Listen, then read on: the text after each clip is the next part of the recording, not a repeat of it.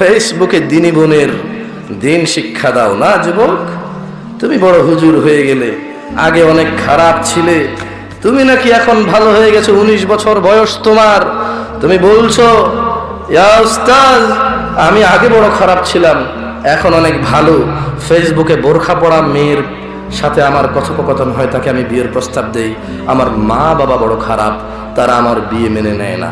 যুবক, তুমি ভালো হলে মেয়ের সাথে কিভাবে কথা বলো? যুবক, যুবক তুমি কিভাবে গোপনে কোন মেয়ের সাথে আলাপচারিতায় মেতে ওঠো?